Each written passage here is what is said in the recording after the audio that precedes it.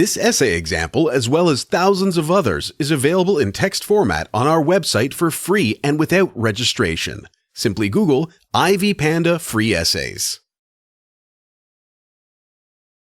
Distinction between automatic and controlled processing. Controlled processes can be described as those attention processes that require an individual to draw upon central cognitive resources, or rather the controlled attention. This processing therefore demands attention capacity, serialized in nature, effortful and open to conscious control. Automatic attention, on the other hand, does not require one to draw upon such resources and therefore demands little or no attention capacity, thus being analogous and hard to alter or suppress. Automatic processing will involve activities that do not require attention, can complete themselves without conscious control, and entail parallel processing like driving a car and listening to the radio or reading. Therefore, it is important to note that a process can become automatic through extensive practice, like learning to walk and learning to drive.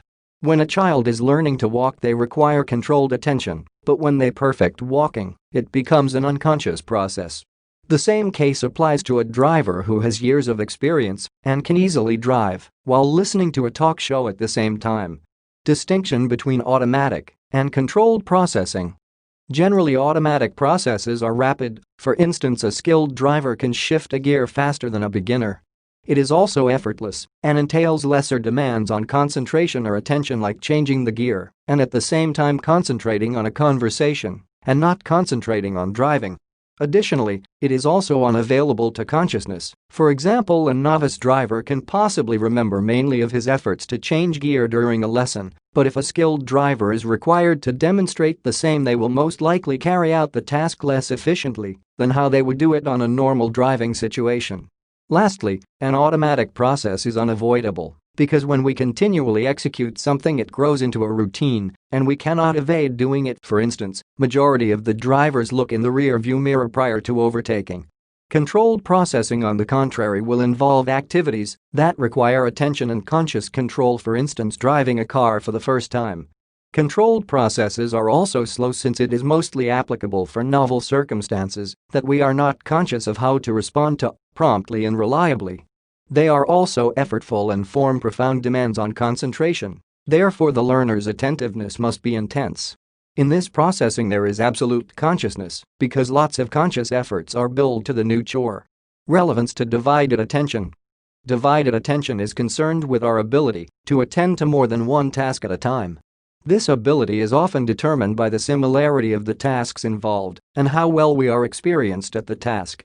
The discussion of divine attention would not be complete without the relationship of both automatic and controlled processing. Divided attention is applicable in the case of automatic processing. A task that is very well and frequently practiced turns out to be automatic, and as a result he requires little, if any, mental resources, and therefore it becomes possible to do the task at the same time with other tasks. Besides, the performance of the task will not be affected since no working memory or conscious attention is required. However, if divided attention is attempted in the case of controlled processing, performance will greatly decline. This is because there will be two tasks requiring conscious attention at the same time and from one person.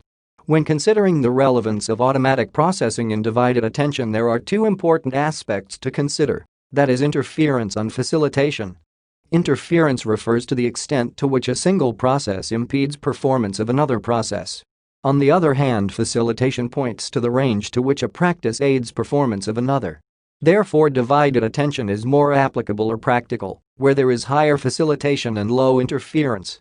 At times we have the capacity to focus on more than one input at a time, particularly if we are experienced in the task. However, according to Fulcher, it is easier to split our attention amid dissimilar tasks than between parallel tasks. The more the practice, the lesser the attention required to allocate to a particular task. This is because it becomes automatic when the task is done without thinking about it.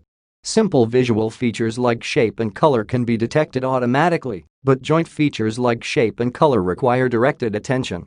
Apparently, automatic processes might obstruct tasks entailing controlled processing. Additionally, people make mistakes in the process of automatic processes, probably due to divided attention, for instance, mixing up the stages of different tasks or forgetting something you intended to carry out and doing a different thing. Conclusion.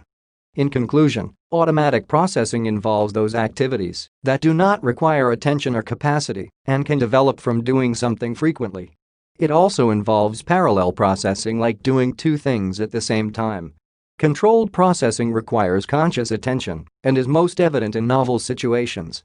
Divided attention is the ability of an individual to carry out many things at the same time. Therefore, automatic processing can be defined as the gateway for divided attention, because the more we learn to do things, the more they become automatic, and we can therefore do them amidst other tasks, since we do not need conscious attention in doing them. However, it is difficult to have divided attention in the case of controlled processing. This essay on distinction between automatic and controlled processing was written and submitted by your fellow student. You are free to use it for research and reference purposes in order to write your own paper. However, you must cite it accordingly.